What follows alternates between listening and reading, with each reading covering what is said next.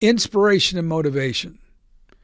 If you feel like you've got the good people, if you feel like the owner needs to just get a little bit better at running their company, what kind of things do you like to do to inspire managers and team members to really step up their game? Is it compensation? Is it equity?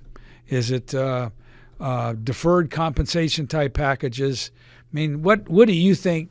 I mean, you can have the fear of just getting fired if you don't do your job. Is that enough?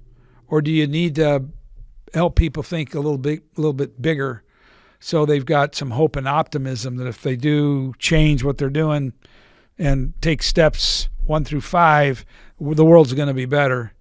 What do you think? How do you? Yeah, I mean, I think that's one thing that's great about our firm being Nabity Business Advisors in general, is we've got ways to help people no matter where they're at. And I think, I mean, that's just a biblical principle. We're here to help pull people up out of vulnerability to the extent that they're willing to be helped. So we've got the law about don't muzzle an ox while it treads out the grain. I mean, let the people participate in the work that they're doing, the fruits of the work that they're doing. So that's the place where we probably have the most defined toolbox with the things that you're talking about: deferred comp, phantom equity, those kinds of things. Okay. What's the worst thing that you've seen that you've walked into? You don't have to name names. What's the worst thing that you saw? Are you talking walking into your office? Besides mine. Okay. Yeah. Besides mine. Don't talk about me. Okay. I won't air your dirty laundry. Well, I don't know if this is one instance or not, but probably the most shocking thing to me has been the amount of fraud and theft that occurs inside of companies, or when people are psychologically manipulative and an owner uses their position of power to oppress employees or kind of get their power trip rocks off by holding people down.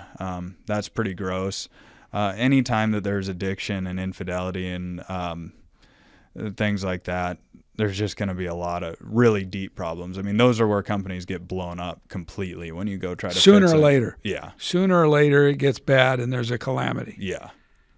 Yeah. So how long does it take you before you start to see there's fraud here going on, or there's things that are happening economically that shouldn't, and it's identified Fred over there and purchasing is the one doing it? I mean, how long does it take you to get to a point where you can really see? Yeah, a lot of times the finances lead us down that path. There was a really interesting case just a little while ago where we were reviewing historical financials on a company, and I noticed that one balance sheet had a line item that said building, and then it was $0. And then every other balance sheet after that didn't have that building line item. And that shouldn't have been enough to raise a red flag, but for some reason we thought, let's look into that a little bit more. So I called up the title company and said, hey, do a title search on this building and see what's up, who owns it, are there any liens against it? And come to find out, this was a case of fraud. One former partner had agreed to sell a building to his other partner. They signed an agreement. The buyer had been making note payments to the seller for 4 years, thinking he was reducing principal. The seller had taken those payments, pocketed them, and then borrowed $1 million against the building. And oh my! So it's hard to tell when you're going to find it, but it's going to pop up through the financial statements usually, or intangible stuff. Is somebody living larger than they should be? I mean, you kind of sound like a private investigator. And stuff like that. I mean, we don't try to be, but you just want to be thorough.